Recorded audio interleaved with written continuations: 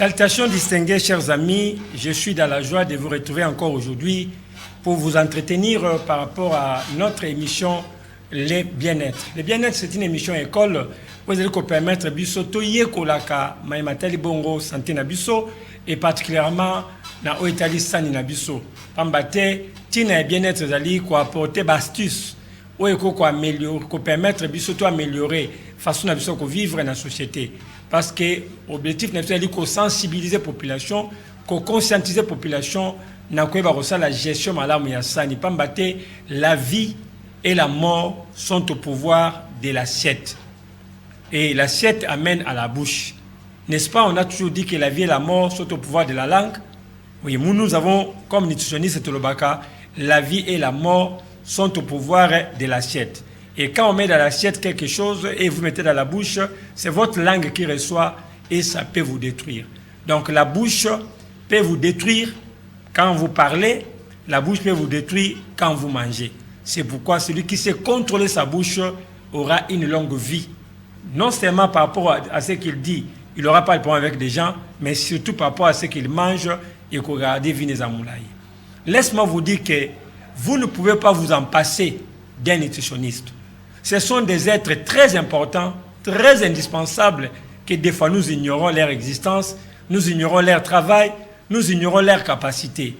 Ces jeunes, ces vieux, ces gens-là qui sont partis faire la nutrition, bangonde bazali na centre ya vie na biso. Bangonde ba simbi vie na biso na boko na bango. Le long azolo bango ke soki ba malade komi mingi lelo, tozo belé lelo parce que tu négliges batuana. Ce sont des gens très importants. Très important. Au moins, même dans l'hôpital, nous avons la sérieuté, la considération, la valeur, la quartier, partout nous allons. Nous ce sont des personnes les plus importantes. Sans nutritionniste, vie n'a pas pamba. Pamba, te bon, on a un secret à Sani. Tout le monde est toujours les billets, les hauts, les lots. 90% de toujours les lots, toujours les hauts, les lots, la maladie. C'est parce qu'on n'a pas considéré ces gens-là. C'est parce que tu as considéré bangote. Et bakangi pima boko bangote absoka ndengwana. Baji tozo mela. Babilo tozo liaka onyon soboy. Et ça na ebele koko lia maté. Si seulement si on écoutait ces gens-là. Mais toi ça aboni. Yangwana tu ali ko insister ko lo ba été to négliger bato te. Oko ke l'hôpital ba komeli ordonnance ya bien, ba kisa kitoko ya malamu ya makasi. Ba yebi so folie ya bien. Mais olia nini? Okolia nini nenda relaxation ninga kolia yango so que ça nutritionniste te sangwana est important ko yeba batu oyo tina na bango est important ko pesa bango matoi est important ko pesa bango temps parce que le lenge wana e ko épargner biso na makambo ebele yangwana ngai ko beta c'était lelo pour na makambo tel bongo ba nutritionniste baza batu amutuya. Là, je m'en vais saluer tous les nutritionnistes qui me suivent en ce moment. Et particulièrement, on va faire partie de ANICO, où ils ont action des nutritionnistes du Congo. Ils ont des plateformes où ils ont défendre les droits des nutritionnistes. Ils ont défendre les intérêts des nutritionnistes. Ils ont valoriser le métier de bango. Alors, ce qu'on appelle nutritionniste, ils ont sangana bango. Au côté de la corporation, au bengi na numéro dans sa télévision, na orienté que faut-il faire? Ceux qui payent qu'on a eu billet, as nutritionniste, aux membres de la famille nutritionniste, yebisa yeke, les sangana bino, pour défendre badouan na bino ezali, babinga na kombo ya ANICO, Action des nutritionnistes du Congo. Yo posa na besoin conseiller nutrition. On a besoin mutumo ko l'accès renenga ko lia, contacter biso, toza na bango ebele, o ba vandi na ba ozila ka bino zo. L'équipe nationale na biso, équipe nationale na biso, l'équipe locale na biso bazana besoin ba conseiller nutrition ba konzamboka ba ministre comme na chef de l'état yemoko ba ministre ba mandataire ba député tout ce monde là mutunyo swaliaka ozana besoin conseiller nutrition mutumoka za pembe no pour l'extérieur comment ko gérer ça na yo ils sont là na kati ya corporation bengi yango na kombo ya Nico il suffit de contacter biso tokotindelo ya bango parce que baza bien formé, bien équipé pour vous rendre ces services-là où ils allaient bongo na bosenga. Voilà un peu les messages que je voulais donner pour na conscience wana ya likamotali bato nutritionniste. Vous aussi les médecins qui êtes dans l'exercice de votre métier, n'oubliez pas d'associer ces gens-là. La plupart des fois, ce sont des gens que vous négligez. Mais ils peuvent compléter votre travail. Parce que vous êtes spécialiste en cardiologie. Vous prescrivez des médicaments que vous connaissez pour soigner le cœur. Mais n'oubliez pas que l'alimentation est la base de tout. Laissez Nisoni faire son travail. Vous limitez vous là où vous êtes. C'est très important. Cette collaboration fera que votre base en santé malamou peut retrouver santé là-bas. Aujourd'hui, nous parlons des bienfaits des gombo. Ils ont fait partie, il y a des fruits exotiques. Dongo, ils ont des fruits, ils appellent légumes. Il y a des à la exhibition yango na télévision. Gombo, il fait partie, il y a des fruits, d'une part, et ils ont des légumes d'autre part. Vous allez utiliser yango na gastronomie na biso comme légumes. Babenga kayango en d'autres termes aussi les doigts des dames, misapi ya basi. Pambate, ils ont des formations na yango ndengezali. Gombo, ils allaient faire partie, il y a une richesse importante au Yobiso en Afrique. Tous les fiers parce qu'il y a origine de l'Afrique. Pamboka mingi ba ebi yangote et ba mingi ba komo e ba yango mais na pays mingi européen ba ebaka gombo te. Moi muke na Asie ezali pe na Amérique lelo ba komo ko sela yango et ko sunga pe mingi penza bato ba osela yango. Soko kati gombo okomona eza na forme ya étoile na kati ezali koloba ete eza star na domaine ya santé pamba te na kati na ye aza na bozwi ebele.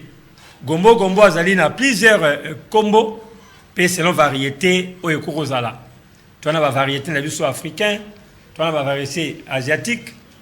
Okomona par exemple ya biso ya Afrique lolenge na ngweza mwa différent na oyo okomona peut-être na Chine. Il y a des choses à moi, moi, misuni. Il y a des choses à moi, milai. Moi, la différence entre les autres, selon contenu et il y a des valeurs nutritionnelles où ils ont na carte na.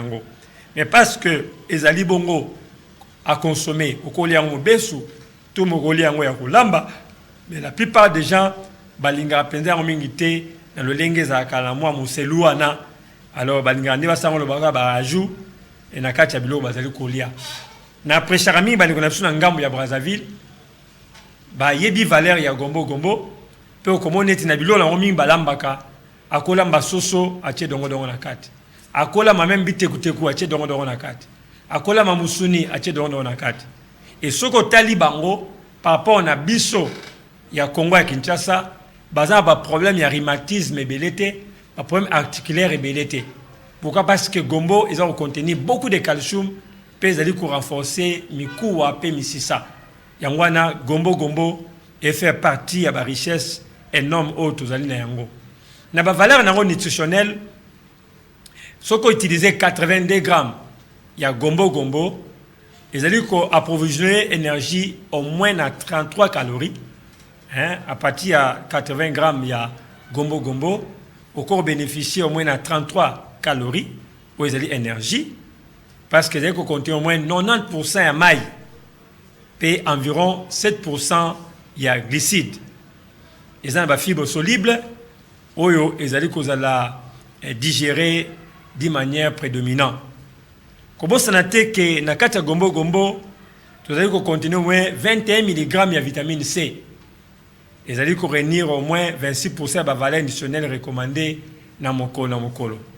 Dongo, ils allaient payer la vitamine K. Avec fournir au moins 53 microgrammes de vitamine K et puis vous allez au moins recommander la quantité au moins 26% de valeur recommandée journalièrement. C'est-à-dire ceux qui déjà au lait au moins 80 grammes il y a dongo il y a que sur le plan besoin il y a vitamine C il y a déjà que ont encaissé déjà 26% il y a besoin recommandé parce que yango moko ils ont normalement 21 mg de vitamine C. Et tout côté à vitamine K, ils ont fourni au moins aussi 53 microgrammes. Il y a vitamine K. Donc vous avez déjà 26% aussi, il y a la valeur recommandée d'une manière journalière. Donc ce monde qui est important, bato baza problème il y a coagulation makila, bato baza soka zoki makile karamara difficilement. Ce joli à dongo, vous allez voir que ça va vraiment vous aider. Il y a quoi éviter ka ba crise wana. Les ali bongo très recommandé vitamine K pour la coagulation il y a makila. Les ali recommandé au consommer gombo sous forme brute pour na tirer la meilleure partie à tenir il y a vitamine C. Surtout bato ba gosel yango mobesu au sokoli yango aux olonto liara manga. C'est passable aussi. Et là où vous bénéficiez au moins na ba valeur nyonso oyo vitamine C na yango ezali. Et chaleur et détruisant la vitamine C. Alors sur le yango bongo kosunga. Mais notons que dans les gombo nous avons aussi les magnésium, nous avons la vitamine A, la vitamine B6 et aussi ils ont couvert au moins 14% des besoins. Il y a vitamine B6, il y a journée et 15% il y a acide folique.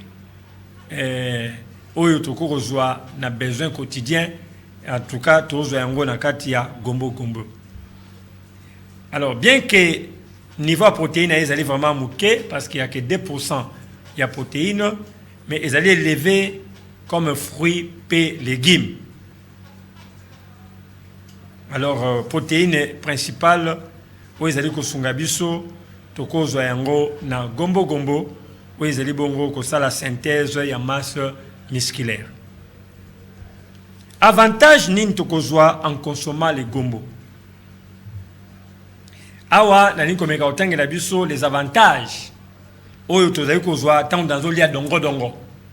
Ce sont des richesses énormes que nous avons besoin.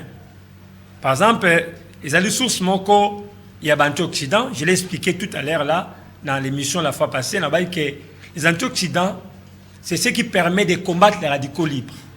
C'est ce qui permet de sécuriser notre corps, empêcher les vieillissements prématurés et surtout protéger nos cellules contre les radicaux libres. Les antioxydants permettent à ce que d'autres n'abusent à la nettoyer. Ils ont quoi balayer. Ils allaient coquer mais surtout ils allaient renforcer l'immunité, pour rendre l'anticorps capable de résister à la bactérie, les champignons, les bilo comme sous. Alors gombo azali fruits avec contenir de nombreux antioxydants oyo et yekolami pe monani. Ils allaient bloquer les dommages où ils ont causé na ba radicaux libres. Notons que gombo azali pe na ba polyphénol, pe ba flavonoïdes. Où ils allaient bongo très important ya kozoma na kati ya gombo ils allaient comporter ebele. Rôle protecteur, il y a polyphénol contre la maladie cardiovasculaire et biango. Ils allaient bongo étude de salami pour na batu pe banyama na ba laboratoire. Donc moteur c'est là gombo a ko bénéficier na polyphénol où ils allaient bongo antioxydants. Ils allaient prévenir non seulement la maladie, il y a cœur mais aussi il y a cerveau. Pour éviter la maladie de Parkinson, Alzheimer, et surtout perte de la mémoire, gombo peut être d'une grande utilité. Donc, effet positif, il y a polyphénol. Il faut prévenir contre maladie cardiovasculaire et prévenir contre maladie cérébrale. Et conséquence, ils ont beaucoup plus d'impact sur l'intelligence. Quelqu'un qui consomme beaucoup de dongo, est très intelligent, a la facilité à bosser à rater et puis mémoire mémoire très solide. Apprentissage et vous avez malamu puis vous avez mémoire moko à bosser à likambouté. Donc mutu naye et kokomela. Une alimentation riche en antioxydants est capable de prévenir les problèmes cognitifs associés à la mémoire. Donc dongo peut nous être d'une grande utilité.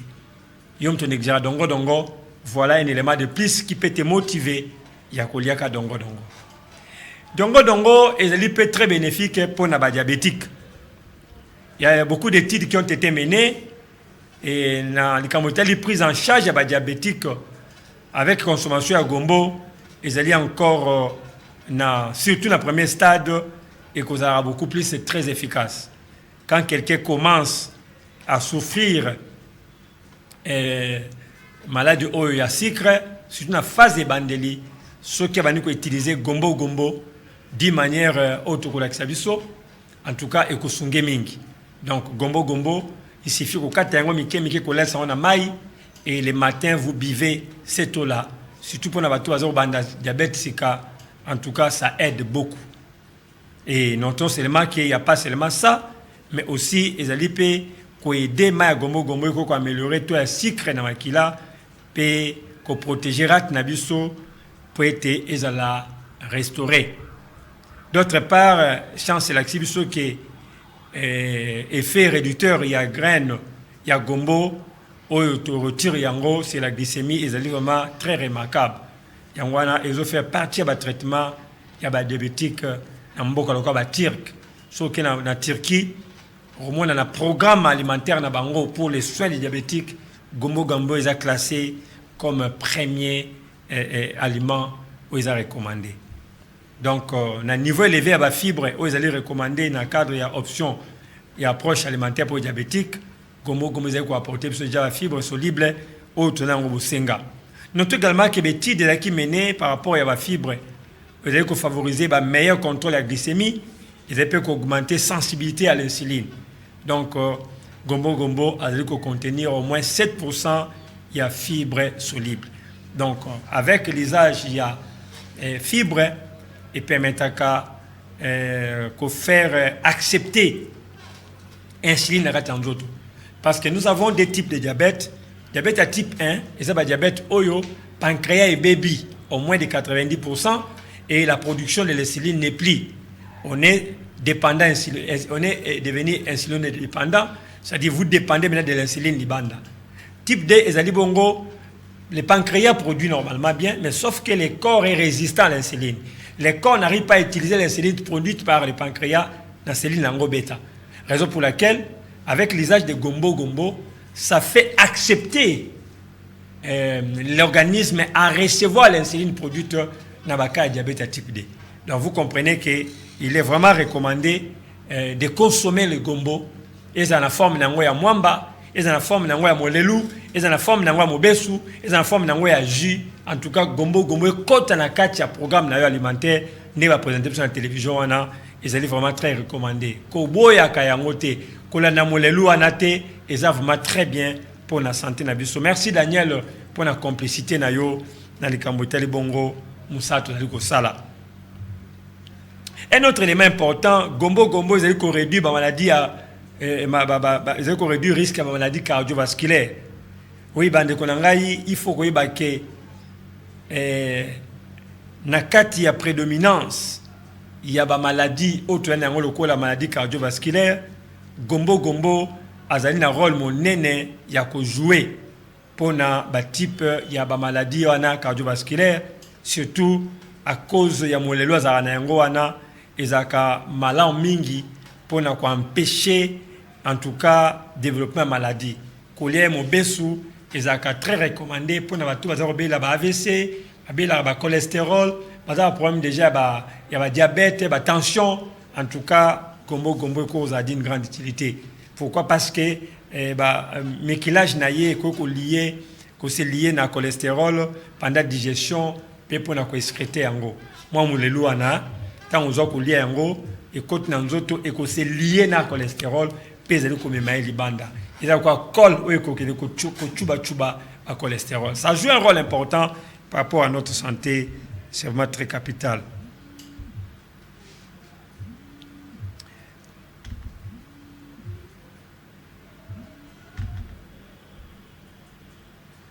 Alors, par rapport à la valeur nutritionnelle, il y a gombo. Dans le but que mikilage, c'est-à-dire mon lelouana, et que c'est lié à cholestérol pendant la digestion pour na ko excréter en gros et que sunga ko bimisa on nzela ya sel.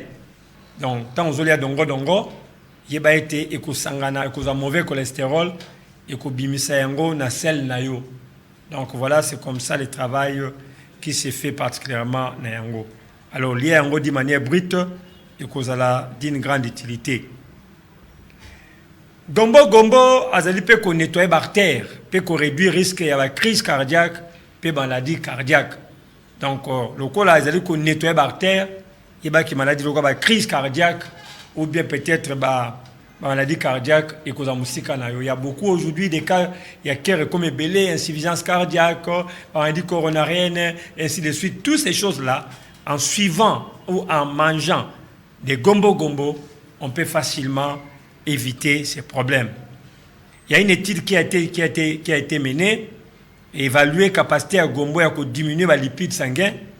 3 groupes il y a souris, qui testé dans le labo, on a trouvé que ça jouait makasi pour lutter contre la triglycéride. Donc, un régime riche en graisse sans gombo et puis les 2 autres avec le même régime avec un supplément à gombo.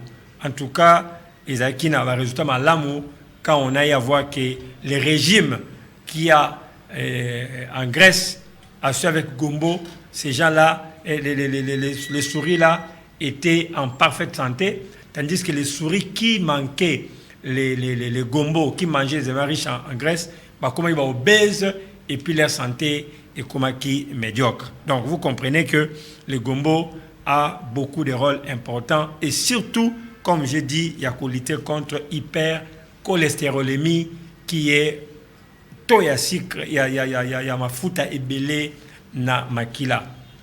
Une autre contribution à gombo dans la maladie cardiaque est en raison et à force de tenir un polyphénol. Je l'ai expliqué tout à l'heure là. Dans le sens où on a banquette salamaki qui mené et mon était sur 1139 personnes qui consomment qui gombo comme régime riche en polyphénol, en tout cas marqué un avant inflammatoire et qui vraiment à un niveau inférieur. Donc vous voyez que gombo azali vraiment kosunga makasi biso batoyo to liaka yango soko liaka yango te na pesio goût ya kuliaka yango. Un autre avantage ya gombo ezali komela biso ko lutter contre fatigue, contre l'asthénie physique. Ezali muso ala na butu ta na mkantongo mabibi nzoto nyonso. Alors eloko wana ezali beaucoup plus la carence ya calcium et surtout na ba valeur oyo tokozwa yango na kati ya gombo. Donc recommandation à gombo et qu'on produit récupération plus rapide na bato basambola ki journée mobimbo lembaki tant on les gombo ko récupérer yo ola mukana ton malam. Ils a ko démontrer étude moko vous avez ko améliorer récupération vite après une longue fatigue. Donc les aliments et loko ko lia soko za ko lemba makasi ba betu le mois dongo vite fait au moins que ça va faire quelque chose de bien. Savez-vous que gombo lutte aussi contre les cancers? Oui. Et qu'on lutter contre le cancer parce qu'il y a un effet anticancéreux, parce que dans le cas de gombo, tu as la lectine. Et ça type de protéines, dans certains légumes, y compris gombo. Lectine est des bongo protéines, et où tu as différents aliments, et ndenge zawana, ils ont un rôle monene, il y a qu'à créer équilibre wana. Alors, mon étoile wana, ils ont un kacha gombo. C'est très recommandé et très important pour notre santé. Donc, quand vous consommez les gombo, ça vous crée cet équilibre-là. Il y a qu'à lutter contre cancer et surtout, comme je l'ai dit, et qu'à inhiber la croissance de la cellule cancéreuse.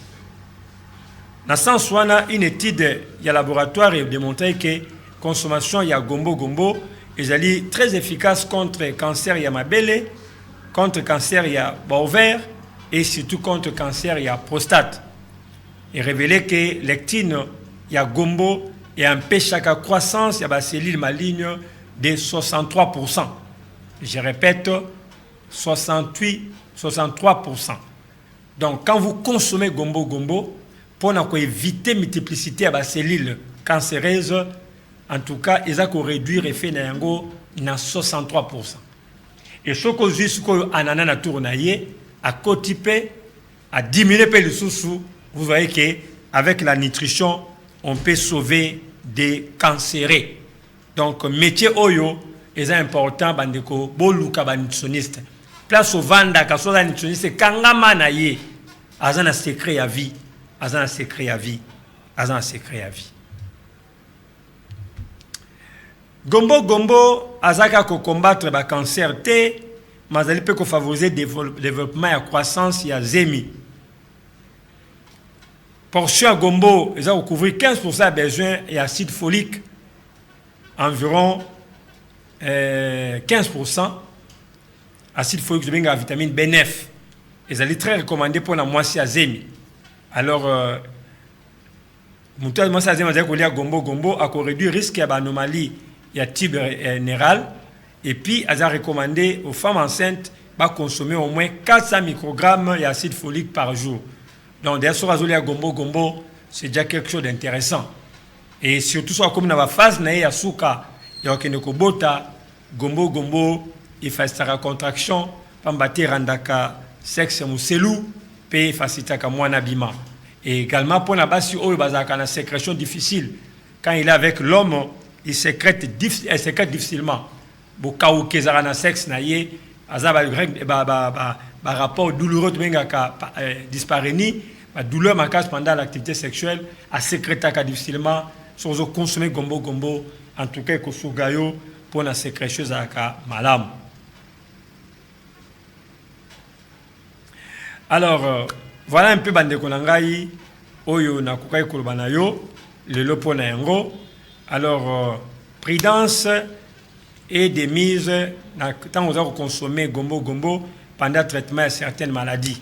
Parce que dans les tablettes à diabète, par exemple, est-il révélé qu'il ne faut pas associer au metformine pour et une interférence d'absorption. C'est-à-dire, quand on sait la gombo gombo, on doit metformine et ça on la déquiche. Vous comprenez la force à dongo dongo. Donc, les patients diabétiques, ils doivent informer tous les médecins ceux qui basali qu'on rechercher autre traitement avec fruits oyo. Alors pour nous, il y a beaucoup très important pour nous utiliser. Alors comment utiliser gombo gombo? Ils sont très polyvalents dans tout le monde. La cuisine ils ont la préparer et ils ont préparé un besou comme salade. Ils ont kausapé yango, ou kausi yango. Et comme il y a au kauka, bah niki yango, et comme poudre, au kose le yango na ndengo ana, au kose le yango ya kulamba, na ngai, na tomate, na poivre, na persil, au préparer yango na viande, ton ambisi, et zali mabete, au ko mariner pe yango, et zali vraiment attentivement à malamu, et ko remplacer babilo ka bololo, et oyo et comme la rabiso. Ail, poivre, noir, ils allaient placer dans haute gamme, dongo dongo, donc consommation na yango et kozala malamu mingi.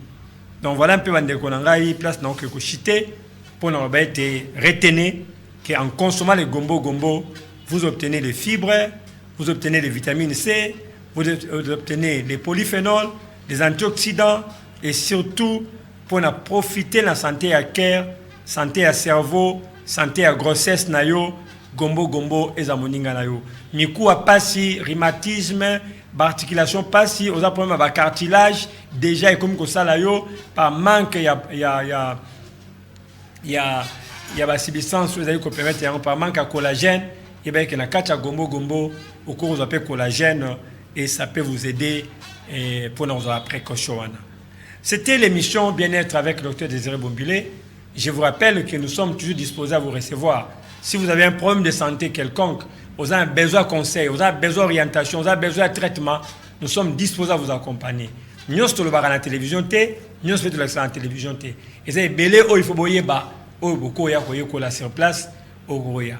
Dans une école, il y a formation en nutrition. Dans un programme, il y a massage. Dans un programme, il y a sexologie. Dans un programme, il y a traitement. Dans un programme, belé oyo, c'est quoi approcher, c'est quoi sungayo. Dans un livre, j'ai déjà écrit 22 livres par rapport au domaine eau et à santé et nutrition. Ça peut vous être utile si vous êtes chercheur et que vous êtes dans les besoins. En tout cas, n'hésitez pas de nous contacter. C'était un réel plaisir pour moi de passer avec vous ces moments. Merci à mon frère Daniel qui a assuré la régie ainsi que la caméra.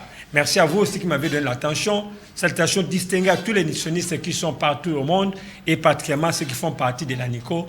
On se retrouve prochainement pour un autre numéro. Au revoir.